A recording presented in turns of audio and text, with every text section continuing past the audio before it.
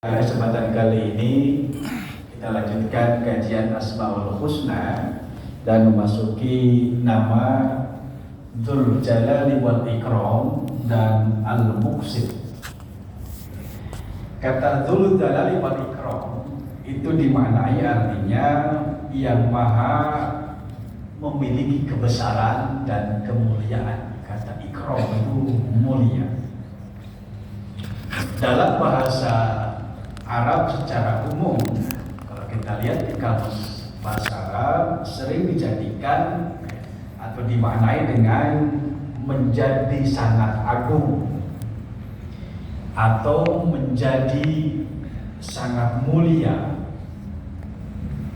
atau juga bisa dimaknai menjadi luhur, menjadi tinggi, suci, jauh di atas dan mandiri. Itulah makna Dzul Jalali wal Ikram dalam Asmaul Husna yang merupakan nama-nama Allah dan itu bagian dari milik Allah.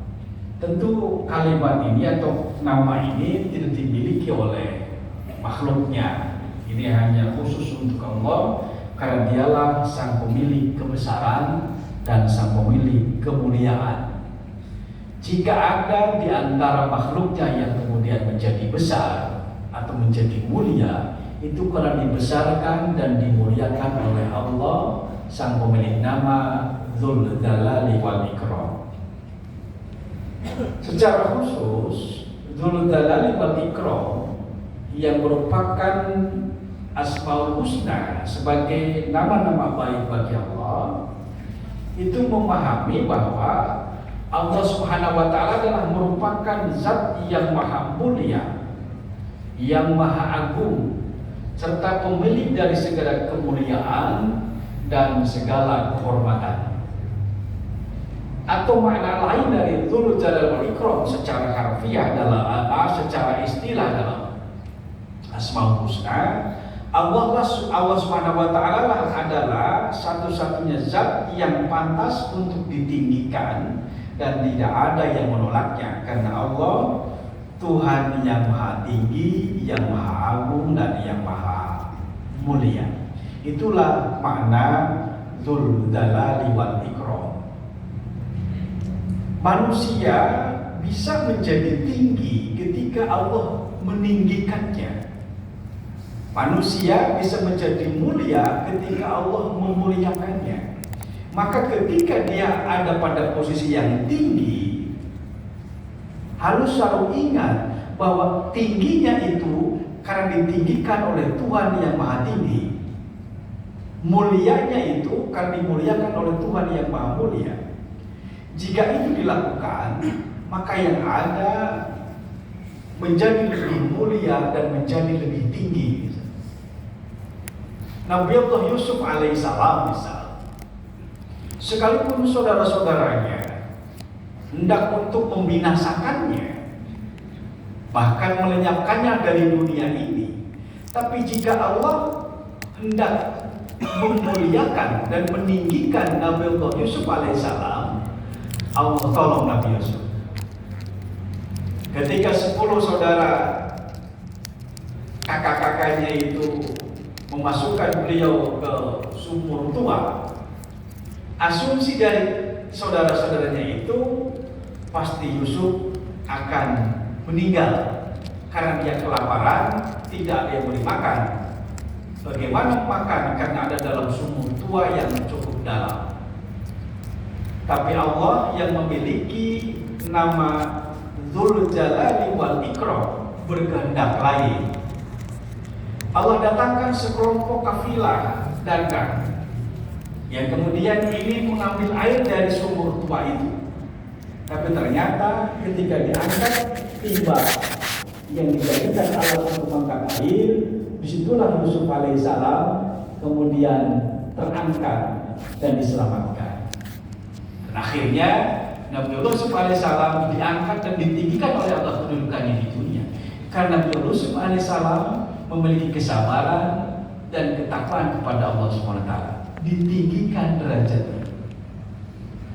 Nabi Allah Sulaiman alaihissalam, dia putra Nabi Daud alaihissalam, ditinggikan dan dimuliakan oleh Allah yang memiliki nama Dzul Jalali wal Ikram itu. Dan Nabi Allah Sulaiman mengatakan, apa yang aku miliki ini semua hada min fadli Rabbi, ini semua adalah anugerah karunia dari Tuhanku Allah Subhanahu wa Ta'ala. Maka kemuliaan dan ketinggian derajat Nabi Sulaiman alaihissalam bertambah dan bertambah. Tapi sebaliknya, jika ada manusia yang ditinggikan dan dimuliakan oleh Allah, tapi kemudian melahirkan sifat sombong, angkuh dan takabur, bahkan melalaikan Allah, maka Allah tidak segan-segan akan menjatuhkannya dan menghinakannya sehina-hinanya. Contoh yang paling konkret di dalam Al-Quran, Fir'aun. Selama 60 tahun dia berkuasa menjadi Raja Mesir, yang tidak ada tanding, tidak ada lawan, sehingga muncul sifat sombongnya. Maka dalam suatu pidatonya dia di hadapan rakyatnya, dia katakan, faqala ana rabbukumul a'la, akulah Tuhan yang paling tinggi, Tuhan kalian semua. Puncak kesombongan Fir'aun itu karena dirinya menganggap sebagai Tuhan.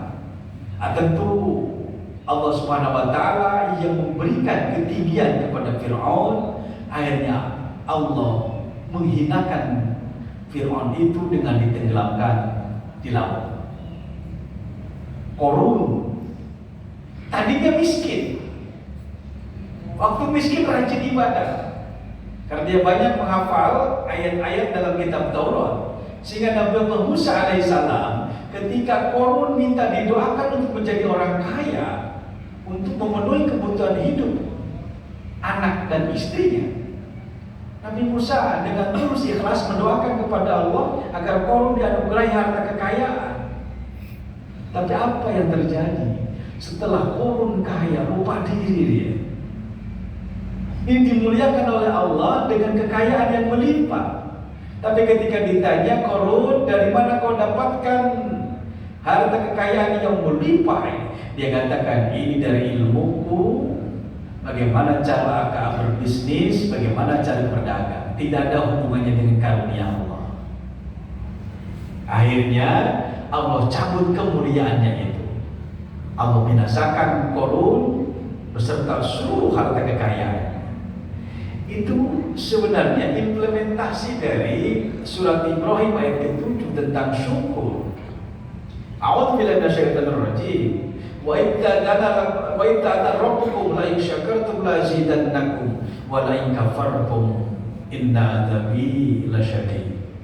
Dan ingatlah ketika Tuhanmu menginformasikan siapa di antara kalian yang bersyukur. Jika kalian bersyukur atas segala nikmat yang telah aku berikan, maka aku akan tambah nikmatmu lebih banyak lagi. Tapi jika kalian kufur, ingkar, tidak mau berterima kasih kepadaku, Allah mengingatkan dengan azabnya. Inna adzabi lasyadid, sesungguhnya azabku sangat dahsyat, sangat keras, sangat pedih. Jemaah sekalian, Allah yang memiliki nama Dzul Jalali wal Ikram akan menganugerahkan ketinggian derajat, akan menganugerahkan kemuliaan kepada hambanya, dan terus akan bertambah mulia, bertambah tinggi jika hambanya itu mensyukuri nikmat yang Allah berikan. Dan Allah pun yang memiliki nama Dzul Jalali wal Ikram tidak akan segan-segan untuk mencabut kemuliaan, untuk mencabut ketinggian derajat seseorang jika mereka kufur kepada Allah. Di dalam surat Ar-Rahman ayat ke-27, Allah lah yang memiliki nama Dzul Jalali wal Ikram itu. Wa yabqa wajhu rabbika Dzul Jalali wal Ikram. Tetapi wajah Tuhanmu Allah Subhanahu wa Ta'ala yang memiliki kebesaran dan kemuliaan tetap kekal, tetap abadi. Ya Allah. Allah tidak akan luntur kemuliaannya, Allah tidak akan luntur ketinggiannya, karena dialah Tuhan yang memiliki nama Dzul Jalali wal Ikram. Ayat lain surat Al-A'raf ayat 143 juga Allah menyebut kalimat Jalla. Potongan dari ayat ini Allah menyebut falamma tajalla rabbuhu lil jabali ja'alahu dakkan wa kharra Musa su'iqa. Ini kan ketika Nabi Musa ingin melihat wujud Allah kan ya. Kata Allah, Musa, kamu tidak akan sanggup melihat wujudku di dunia ini. Nah, lihatlah ke sebuah bukit sana. Jika kamu lihat di bukit itu ada cahaya dan bukit itu tetap di tempatnya dan tetap seperti itu, maka kamu akan melihat wujudku. Tapi rupanya apa? Ketika Musa alaihissalam melihat cahaya tanda kebesaran Allah di bukit itu pun hancur dan Musa pun tersungkur. Allah ingin menyebutkan bahwa Allah Tuhan yang Maha Agung, Tuhan yang Maha Perkasa, dan Tuhan yang Maha memiliki kebesaran. Di dalam hadis Qudsi Allah juga berfirman, Rasulullah SAW menyampaikan, qala Allah azza wa jalla, Allah berfirman, al-mutahabbuna fi jalali lahum manabiru min nurin yaghbituhum nubuwwah nabiyyuna wa syuhada.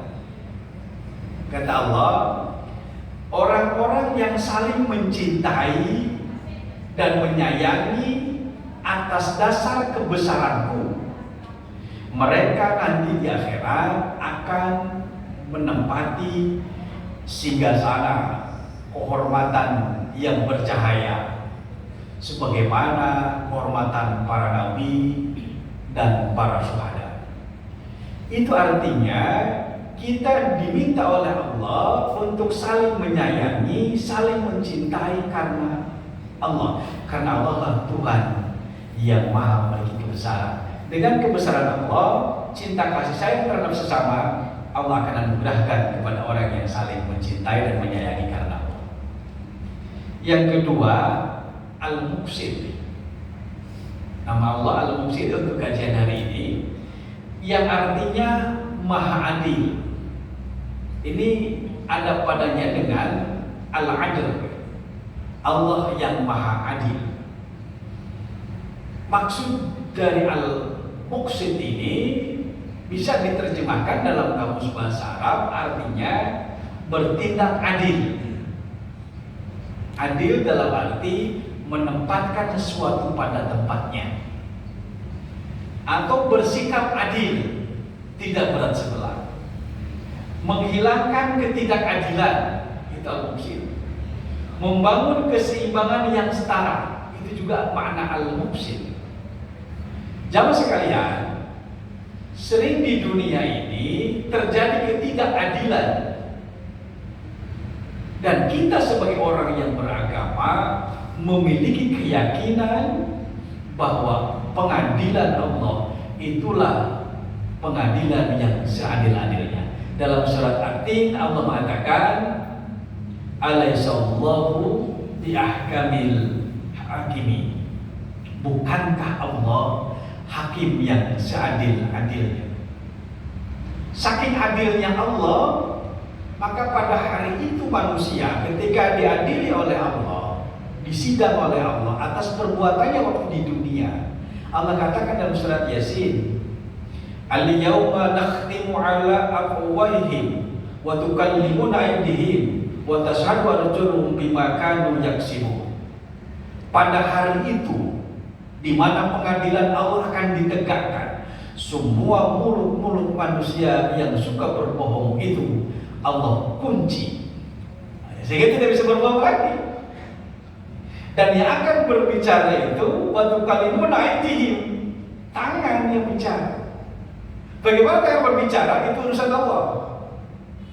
Kaki yang berbicara, telinga yang berbicara, mata yang berbicara, anggota tubuh kita berbicara, menyaksikan perbuatan kita waktu di dunia. Begitulah Allah menegakkan keadilan. Maka tidak ada nanti yang dizolimi di akhirat itu. Maka jika kita berbuat baik, kebaikan akan kembali kepada kita, besar ataupun kecil. Dan ketika kita berbuat buruk, keburukan itu akan kembali kepada kita, besar ataupun kecil. Itu kan yang Allah firmankan dalam surat Al-Zalzal. وَمَنْ يَعْمَلْ مِثْقَالَ ذَرَّةٍ خَيْرًا يَرَهُ وَمَنْ يَعْمَلْ مِثْقَالَ ذَرَّةٍ شَرًّا يَرَهُ. Itu akan ditampakkan nanti dalam pengadilan Allah, dan Allah Tuhan yang Maha Adil karena Beliau memiliki nama Al-Muqsit. Tentu manusia tidak bisa berbuat adil sebagaimana adilnya Allah Subhanahu wa taala. Maka oleh karena itu ketika kita yakin dengan Asmaul Husna bahwa Allah Tuhan yang Maha Adil, tidak ada kita takut dizalimi. Karena yang menzalimi kita akan diadili oleh Allah. Tidak ada kita takut dikhianati, karena yang mengkhianati kita nanti akan diadili oleh Allah. Alaihissallahu bi'ahkamil hakim. Tenang saja ini. Ketika orang Jawa itu yang sering katakan ketika dia dizalimi, diperlakukan tidak baik, orang Jawa dengan sabar mengatakan apa? Allah boten sare. Kira-kira gitu ya. Allah enggak tidur kok. Allahu la ilaha illa huwal hayyul qayyum la ta'khudhuhu sinatun wa la nawm. Allah menyaksikan ketidakadilan, Allah menyaksikan kezaliman, Allah menyaksikan ketidakbaikan kepada kita. Mereka akan diadili oleh Allah, Tuhan yang memiliki nama Al-Muqsit. Kalau itu kita yakini, tenang saja. Kadang-kadang suka gelisah gitu, aduh pusing saya Pak. Pusing kenapa? Saya dizalimi orang-orang itu. Nggak usah pusing. Allah sudah catat itu. Pada saatnya Allah akan adili, karena Allah memiliki nama Al-Muqsit, Tuhan yang Maha Adil. Enggak mungkin yang baik akan diperlakukan tidak baik, yang baik akan diperlakukan baik, dan yang tidak baik akan mendapat balasan dari ketidakbaikannya itu. Dalam ayat lain Allah katakan, in ahsantum ahsantum li anfusikum wa man sa'a falah. Jika kalian berbuat baik, berbuat benar, berbuat sidik, berbuat soleh, berbuat khair, kebaikan, kekhairan, kesolehan itu akan kembali untuk diri kalian sendiri. Bahkan sabar, dan juga siapa yang berbuat keburukan, kezaliman, ketidakadilan, kekerasan, kekhianatan, mereka pun akan mendapatkan balasannya itu. Banyak dalam sejarah dunia. Coba kita lihat saja. Kalau kita baca sejarah dunia, Adolf Hitler, kayak apa kecilnya dia ketika Perang Dunia Kedua. Dia menggembar-gemborkan dengan retorika propaganda untuk menggenosida kaum Yahudi. Bagaimana akhir kehidupannya? Siapa lagi?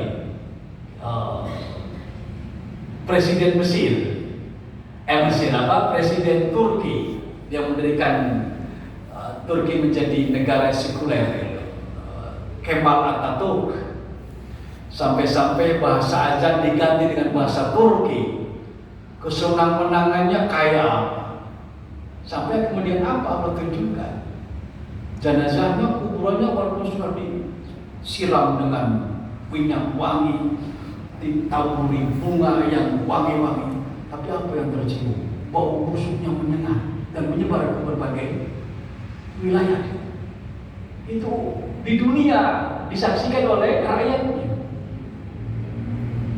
Dan orang-orang yang wangi, orang-orang yang baik, siapa? Siti Masito. Salah satu contohnya, Siti Masito itu baru sekalian di zaman Nabi Musa beliau hidup, dia beriman kepada Allah. Tapi kemudian ketahuan keimanan itu oleh putri Firaun, dilaporkanlah kepada ayahnya Firaun, akhirnya dihukum Siti Masito itu dengan direbus hidup-hidup beserta anaknya yang masih kecil-kecil untuk mempertahankan akidah dan keyakinan kepada Allah. Tapi apa? Hasilnya berbuat wangi. Sampai ketika Rasulullah Isra, perjalanan dari Makkah ke Yerusalem, ke Al-Aqsa, Rasul mencium bau wangi itu. Kata Rasul kepada Jibril, Jibril, ini wangi apa? Ini wangi kuburan, namanya Masyitah. Dia seorang ibu yang rela mengorbankan nyawa anak-anaknya dan mengorbankan jiwanya sendiri untuk mempertahankan akidahnya menyembah Allah. Allah ridho kepada ini, akhirnya bau wangi yang semerbak. Itu di dunia, belum lagi nanti di akhirat. Begitulah Allah, Tuhan yang Maha Adil, Al-Muqsit. Di dalam Al-Quran surat Ali Imran ayat ke-18 juga Allah menyebutkan, Syahidallahu annahu la ilaha illa huwa wal malaikatu wa ulul ilmi qa'iman bil qist. Ada kata bil qist. La ilaha illa huwal azizul hakim. Allah menyatakan bahwa tidak ada Tuhan selain Dia. Demikian pula para malaikat dan orang-orang yang berilmu yang tegak dengan keadilan Allah. Al-Muqsit, keadilan Tuhan yang Maha Adil.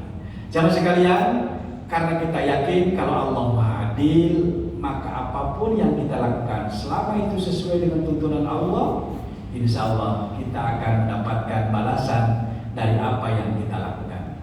Dunia ini tempatnya kita berusaha, bekerja, mencari bekal untuk kehidupan dunia dan mencari bekal untuk kehidupan akhirat.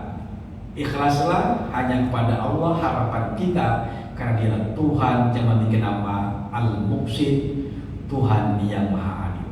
Semoga pemahaman kita terhadap Asmaul Husna hari ini, Dzul Jalali wal Ikram dan Al-Muqsit, menambah ketaatan kita dan keikhlasan kita dalam melaksanakan ibadah. Terakhir, karena pekan depan insya Allah kita akan masuki bulan suci Ramadan, pesan saya sebelum pengajian ini off, mari kita berdoa kepada Allah, mudah-mudahan kita disehatkan semuanya, diberi kemampuan untuk mampu melaksanakan ibadah di bulan Ramadan, baik puasa, sholat tarawih ataupun ibadah lainnya dalam keadaan sehat walafiat. Dan kita berharap semoga rangkaian ibadah kita semua diterima oleh Allah Subhanahu wa taala. Amin ya rabbal alamin. Mohon maaf lahir batin. Mari kita tutup dengan sama-sama membaca surat Al-Fatihah. A'udzubillahi minasyaitonirrajim. Bismillahirrahmanirrahim. Alhamdulillahirabbil alamin. Arrahmanirrahim. Maliki yaumiddin. Iyyaka na'budu wa iyyaka nasta'in. Ihdinas shiratal mustaqim. Shiratal ladzina an'amta 'alaihim ghairil maghdubi 'alaihim waladdallin. Amin. Wassalamualaikum warahmatullahi wabarakatuh.